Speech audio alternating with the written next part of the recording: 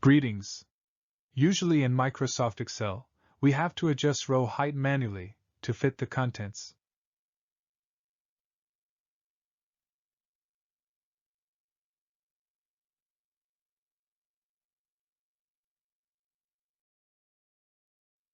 But with a little effort, you can set row height automatically.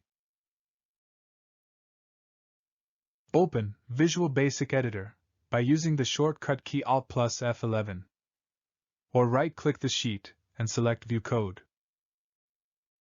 Make sure that the worksheet is selected in the drop-down. Write code, cells.entire row.autofit. Between the opening and closing lines and exit.